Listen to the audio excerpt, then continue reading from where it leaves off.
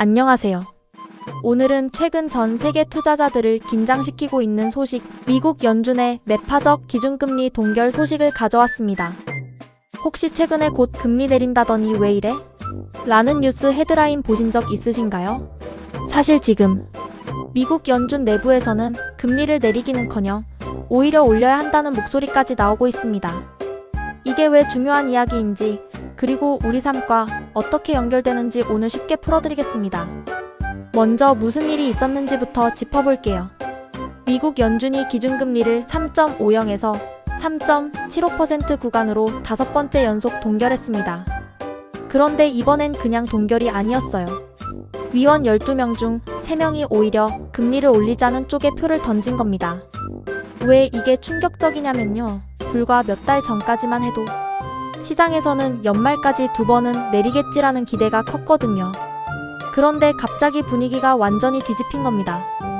연준 의장인 케빈 워시는 경제는 여전히 튼튼하지만 물가가 목표치인 2%보다 여전히 높다면서 물가 안정이라는 목표에는 타협이 없다고 못 박았습니다.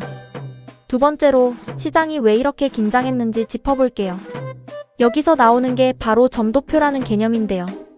연준 위원들이 각자 익명으로 앞으로의 금리 전망을 점 하나씩 찍어서 표시하는 자료입니다. 이번에 나온 점도표를 보니까 올해 말 기준금리 전망 중간값이 3.8%로 나왔어요.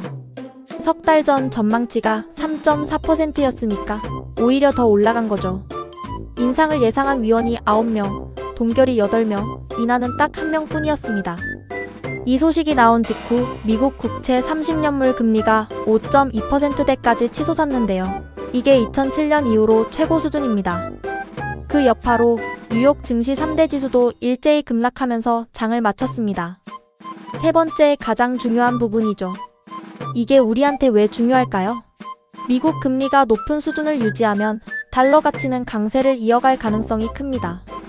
달러가 강해지면 상대적으로 원하는 약세 압력을 받고 외국인 투자자들이 한국 시장에서 자금을 뺄 요인도 커지죠. 실제로 최근 코스피가 미국 장기금리 급등 소식에 출렁이는 모습을 보이기도 했습니다. 사실 이런 흐름 처음 겪는 게 아니에요.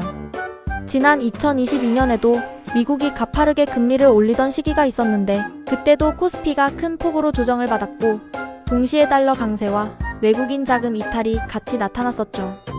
당시에도 처음엔 일시적일 거야 라는 전망이 많았지만 결국 예상보다 훨씬 긴 긴축 국면으로 이어졌습니다. 그래서 이번에도 비슷한 흐름이 반복될 가능성을 아예 배제하기는 어렵습니다. 다행히 우리나라도 완충제가 없는 건 아닙니다. KDI가 반도체 호황을 반영해서 올해 성장률 전망을 2.5%에서 3.2%로 크게 올렸거든요.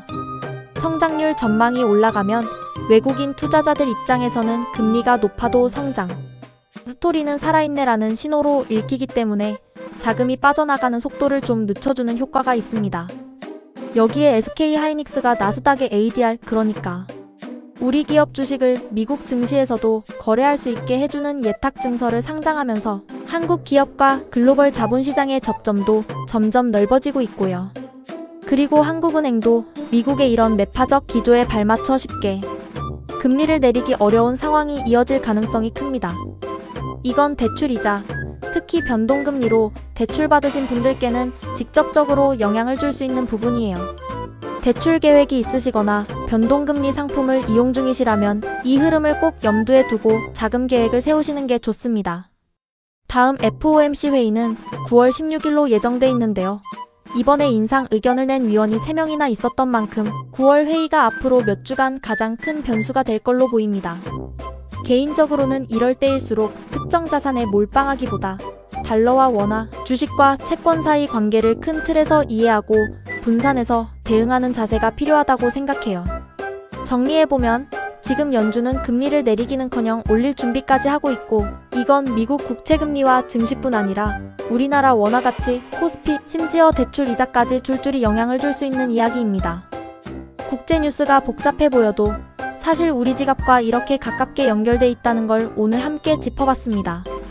앞으로 9월 FOMC와 미국 물가지표 발표를 계속 지켜보면서 여러분께 다시 쉽게 풀어드리겠습니다. 오늘 영상이 도움이 되셨다면 구독과 좋아요 부탁드리고요. 이런 경제시사 이슈를 쉽게 풀어드리는 콘텐츠 앞으로도 꾸준히 찾아뵐게요. 다음 영상에서 만나요.